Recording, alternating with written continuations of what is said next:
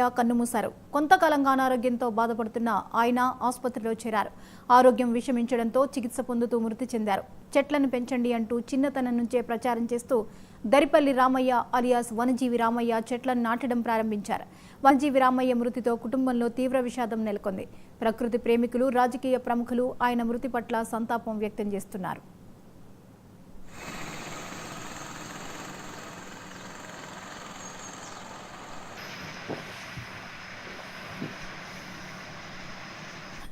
ప్రస్తుతం మన ముందు ఉన్న సవాల్ పర్యావరణ మార్పులను ఎదుర్కోవడమే అని, అందుకు పరిష్కారం ఉన్న అడవులు కాపాడుతూ కొత్తగా ప్రతి ఒక్కరూ మొక్కలు నాటుతూ పచ్చదనం పెంచడమే అని రామయ్య ప్రజలకు పిలుపునిచ్చి చెట్ల పెంపకానికి ఎంతో కృషి చేశారు.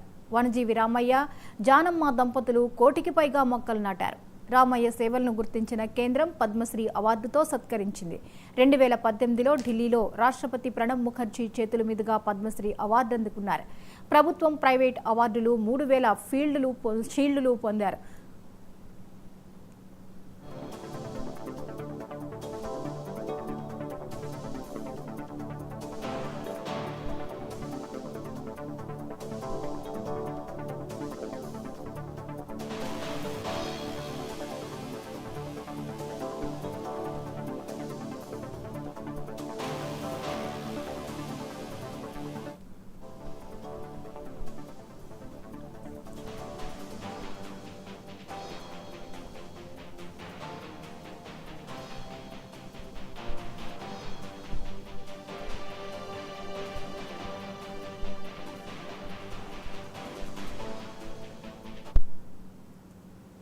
పద్మశ్రీ అవార్డు గ్రహీత వనజీవి రామయ్య కన్నుమూశారు. కొంతకాలంగా అనారోగ్యంతో బాధపడుతున్న ఆయన ఆసుపత్రిలో చేరారు. ఆరోగ్యం విషమించడంతో చికిత్స పొందుతూ మృతి చెందారు.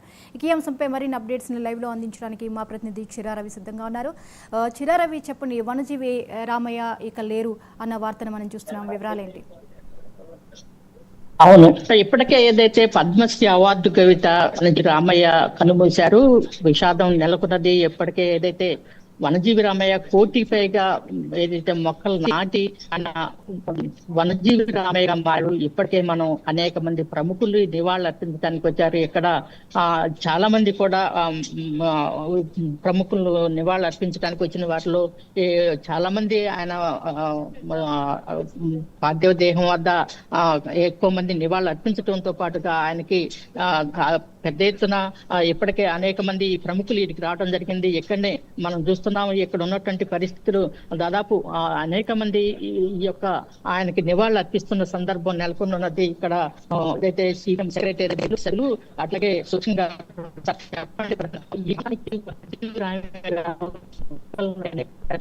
వచ్చింది ఆయన మరణం మాత్రం సంతాపం.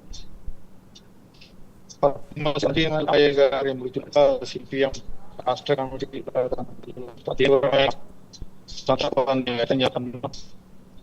వనజీవి రామయ్య గారు ఆయన ఒక వ్యక్తిగా ఒక వ్యవస్థలాగా కృషి చేశారు. దాదాపు 1 కోటి మొక్కలు ఆయన నాటారు. 1 కోటి మొక్కలు నాటడము అంటే ఆయన జీవితం 5 దశాబ్దాల కాలం పాటు ఆయన ఈ కృషిలో ఉన్నారు. వృక్షో రక్షితి రక్షిత అని, చెట్లుని మనము రక్షిస్తే అదే మనకు శ్రీరామ రక్ష అని చెప్పేసి అని భావించి నిరంతరం చెట్లని పెంచడం మీద, మొక్కల్ని పెంచడం మీద, నాటడం మీద ఆయన జీవితాన్ని చూపించారు. ఇవాళ ప్రపంచమంతా గమనిస్తా ఉన్నటువంటి అంశం పర్యావరణాన్ని మనం కాపాడుకోవాలి. వాయు కాలుష్యం పెరిగిపోతా ఉంది, దానివల్ల ఉద్గారాలు పెరిగిపోతా ఉన్నాయి, మానవాళి నాశనం అయ్యే పరిస్థితులు దాపురిస్తా ఉన్నాయి, జీవకోటే దెబ్బతినిపోతా ఉంది. దీనికి మొక్కలు నాటడం, పచ్చదనాన్ని పరిరక్షించుకోవడం అనేది ప్రధానమైనటువంటి అంశము అని చెప్పేసి అని ఐక్యరాజ్య సమితి మొదలుకొని వివిధ రకాల సంస్థలు చెప్తా ఉన్నాయి. ఇవన్నీ చెప్పడానికంటే ముందు నుంచే ఇవన్నీ ఆయన పెద్దగా అధ్యయనం చేసినటువంటి మనిషి కూడా కాదు. కానీ మానవతా దృక్కోణంలో నుంచి పచ్చదనం మనిషికి అవసరం అని చెప్పేసి భావించి ఆయన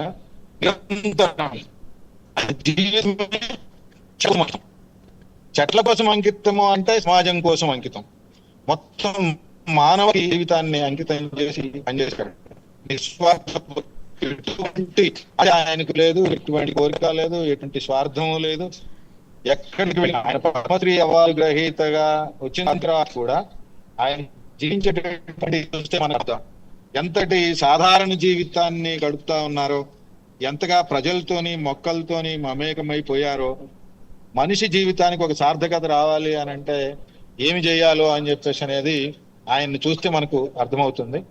అట్లా ఆయన నాటినటువంటి మొక్కలు కానీ, ఆయన జీవితంలో 5 దశాబ్దాల కాలం పాటు ఆయన చేసినటువంటి కృషి కానీ మొత్తం మానవాళికి తోడింది. ఈ ప్రాంతానికి, ఈ జిల్లాకే కాదు, కోటి మొక్కలు నాటడము అని చెప్పేసి అంటే అది ఒక సందేశం, ఆయన జీవితం సందేశం. వల్ల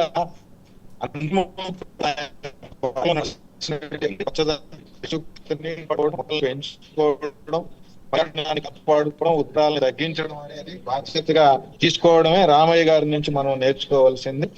రామయ్య గారి మరొకసారి నివాళులు అర్పించు. ఇక్కడనే మరొకరు బండి రమేష్ గారు ఉన్నారు. సార్ చెప్పండి, ప్రధానంగా ఆయన స్ఫూర్తి అంటే మొక్కలు నాటిన స్ఫూర్తి ఎలా తీసుకోవాలని?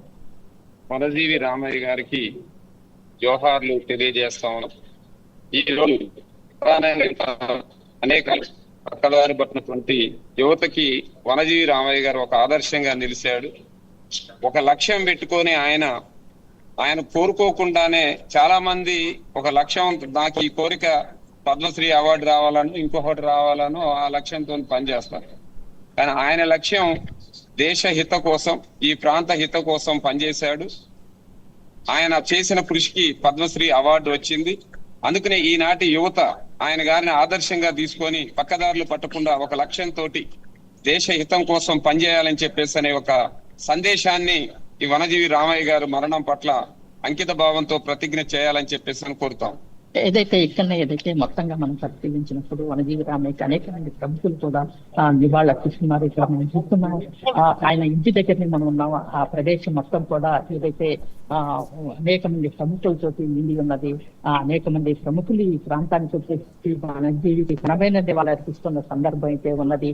ఆయన దాదాపుగా అనేక మంది దాదాపు 2010 అంటే ఆయన దాదాపు ఒక 40 ఏళ్ల నుంచి తన మొక్కలు నాటిన సందర్భం అనుకున్నది.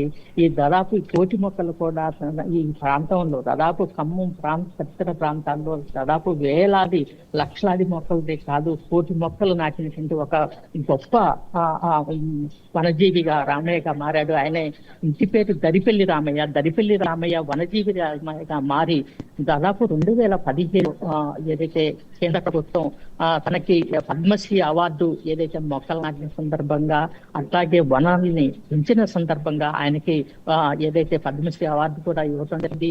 ఏదైనప్పుడు కూడా ఆయన మరణం అనేక మంది కలిసి కూడా ఆయన మొక్కలు నాటిన స్ఫూర్తి ఆదర్శదాయకమైనది. ఆయన ఏదైతే ప్రకృతి ప్రేమికుడే కాదు, ప్రజల ప్రేమికుడిగా మారాడు.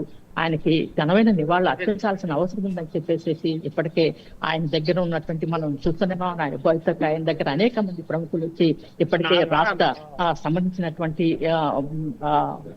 సమాచార మంత్రి, అట్లాగే ఈ ప్రాంత సంబంధించినటువంటి ఎమ్మెల్యేగా ఉన్నటువంటి మంత్రిగా ఉన్నటువంటి పొంగిరెడ్డి శ్రీనివాసరెడ్డి గాని, అట్లాగే మంత్రి తుమ్మల నాగేశ్వరరావు, కలెక్టర్, వారితో పాటుగా మాజీ ఎమ్మెల్యే కందాల నరసింహారెడ్డి, ఇంకా ఉపేందర్ రెడ్డి, మిగతా సంబంధించినటువంటి మాజీ ఎమ్మెల్యేలు, అనేక మంది ప్రముఖులు వీడికి వచ్చేసి నివాళులు అర్పిస్తున్న సందర్భం అయితే నెలకొన్నది.